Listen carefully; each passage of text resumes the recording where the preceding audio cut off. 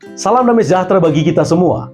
Saya Pendeta Jandri Tumangger akan membawakan ringkasan pelajaran Sekolah Sabat yang berjudul Dikejutkan oleh Anugerah melalui program Ini Baru Terang. Pada pelajaran Sekolah Sabat kali ini kita akan melihat tentang kesempatan kedua yang Tuhan berikan kepada bangsa Israel untuk memasuki tanah Kanaan. Setelah sebelumnya mereka gagal di bawah kepemimpinan Musa, ketika Musa mengutus pengintai untuk melihat keadaan Kanaan, mereka pulang dengan laporan negatif dan membuat mereka takut untuk masuk ke tanah Kanaan dalam Bilangan pasal 13-14. Akan tetapi kali ini di bawah kepemimpinan Yosua, mereka kembali diberikan kesempatan kedua dan Yosua mengirim mata-mata untuk melihat keadaan kota Yeriko, kota yang pertama akan mereka hancurkan. Dan kesempatan kedua inilah yang disebut sebagai anugerah dalam judul pelajaran Sekolah Sabat kita kali ini. Melalui pelajaran ini kita akan melihat berbagai peristiwa yang menyatakan anugerah Tuhan bagi umatnya dan juga apa tujuan yang ingin dicapai lewat anugerah yang dikaruniakan itu. Mari kita perhatikan tabel berikut ini.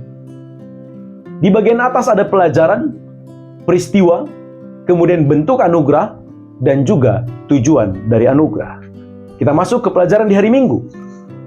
Peristiwa yang terjadi pada pelajaran hari Minggu adalah Yosua mengutus mata-mata dari Sitim, dan peristiwa ini mengingatkan kita tentang dua hal. Yang pertama, dari segi peristiwa, pengutusan ini mengingatkan kegagalan yang pernah terjadi ketika Musa mengutus mata-mata untuk melihat keadaan tanah Kanaan. Lalu dari segi tempat, Sitim adalah tempat di mana bangsa Israel berzina dengan perempuan Moab dan mereka menyembah berhala. Jadi kegagalan demi kegagalan yang terjadi kepada bangsa Israel tidak menutup anugerah Tuhan tetap diberikan kepada mereka. Apa bentuk anugerah Tuhan dalam peristiwa ini? Bangsa Israel tetap diberi kesempatan kedua untuk masuk ke tanah Kanaan. Kali ini di bawah kepemimpinan Yosua. Sekalipun mereka pernah gagal, dan sekalipun bangsa Israel pernah berzina dengan perempuan-perempuan Moab. Apa tujuan anugerah diberikan dalam kisah ini?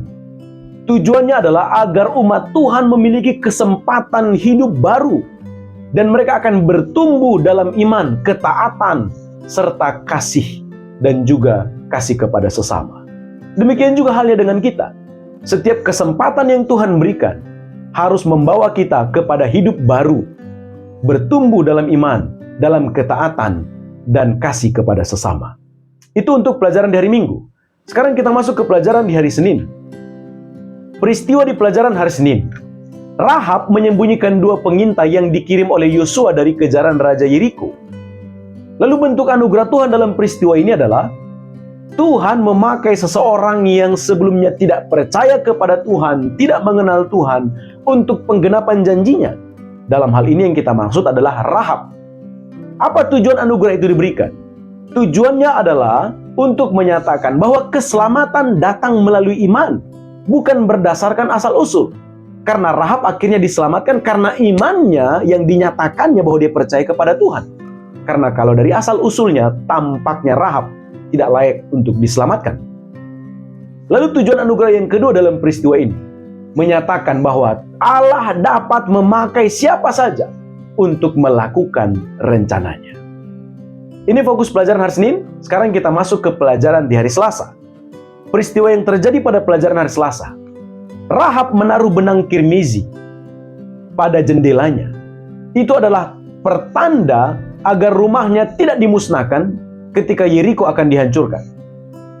Lalu peristiwa yang kedua yang disinggung pada pelajaran hari Selasa adalah sama seperti darah pada ambang pintu orang Israel yang ditaruh ketika tulah terakhir itu akan terjadi di Mesir, yaitu anak sulung mati. Dan ketika darah ditaruh, itu pertanda bahwa mereka umat Tuhan yang menurut, dan akhirnya anak sulung dalam rumah itu akan selamat.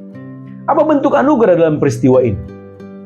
Bentuk anugerah Tuhan adalah Tuhan selamatkan Israel di Mesir karena tanda darah yang ada di ambang pintu mereka, dan Rahab juga diselamatkan karena tali kirmizi yang ditaruh di jendela.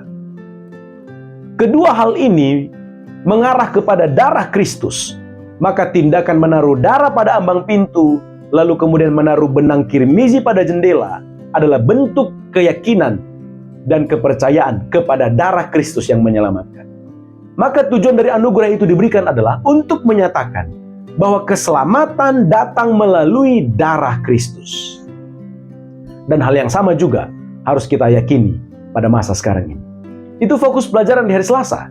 Sekarang kita masuk ke pelajaran di hari Rabu. Peristiwa yang ada pada pelajaran hari Rabu. Pertama, Rahab mengakui kuasa Tuhanlah yang memimpin bangsa Israel atas apa yang mereka capai sejauh ini. Kemudian dia menyatakan imannya, kepercayaannya kepada Tuhannya orang Israel. Lalu dia diselamatkan. Lalu kemudian pada peristiwa yang lain juga kita tahu bahwa orang-orang Gibeon, mereka juga mengakui bahwa Tuhan yang sudah memimpin bangsa Israel sejauh ini. Akan tetapi, mereka tidak menyatakan imannya. Mereka justru menipu agar mereka mengikat perjanjian dengan orang Israel dan mereka tidak dibinasakan. Mereka berpura-pura datang dari negeri yang jauh dengan tempat anggur yang mereka sengaja pilih yang sudah usang, pakaian dan kasut yang mereka juga terlihat sudah usang, dan juga sisa-sisa roti yang mereka bawa untuk meyakinkan bangsa Israel bahwa mereka memang datang dari negeri yang jauh dan mereka mendengar apa yang Tuhan lakukan terhadap bangsa Israel. Lalu kemudian bangsa Israel mengikat perjanjian dengan orang-orang Gibeon. Apa bentuk anugerah Tuhan dalam peristiwa ini? Anugerah Tuhan tetap bekerja kepada mereka yang datang dengan maksud dan cara yang tidak sempurna sekalipun. Lalu apa tujuan anugerah itu diberikan? Tujuannya adalah untuk menyatakan bahwa kasih karunia Tuhan melampaui kesalahan manusia. Jadi ketika manusia itu menyadari kelemahan dan keberdosaannya, maka anugerah Tuhan melampaui segala bentuk kesalahan dan dosa manusia. Itu pelajaran di hari Rabu.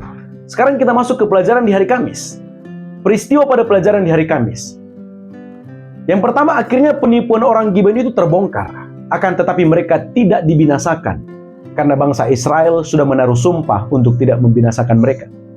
Akan tetapi konsekuensi yang diberikan kepada orang-orang Gibeon adalah mereka dijadikan penebang kayu dan penimba air untuk rumah Tuhan.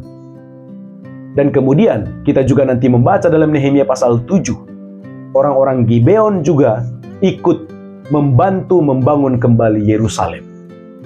Apa bentuk anugerah Tuhan dari peristiwa ini? Kita melihat anugerah Tuhan kepada orang-orang Gibeon. Mereka ditempatkan dekat dengan peribadatan dan hadirat Allah. Karena mereka dipercayakan untuk menjadi penebang kayu dan penimba air untuk rumah Tuhan. Lihat bentuk anugerah Tuhan datang kepada mereka. Lalu apa tujuan dari anugerah itu?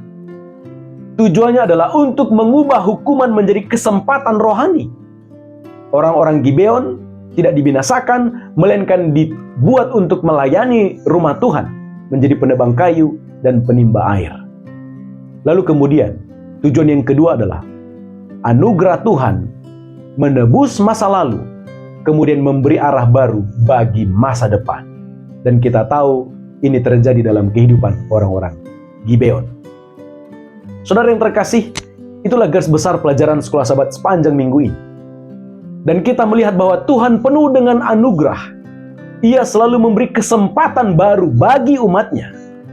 Dan melalui kisah Rahab dan orang-orang Gibeon, kita melihat bahwa Tuhan dalam kasih karunia-Nya terus menjangkau siapa saja, termasuk bagi mereka yang menganggap bahwa Tuhan itu adalah musuh mereka. Tapi Tuhan dalam anugerah-Nya, Dia juga menjangkau setiap orang. Anugerah itu menyelamatkan. Anugerah itu juga mengubah kehidupan, serta menuntun kita untuk hidup yang berkenan di hadapan Tuhan. Inilah ringkasan pelajaran Sekolah Sabat. Terima kasih, Tuhan memberkati.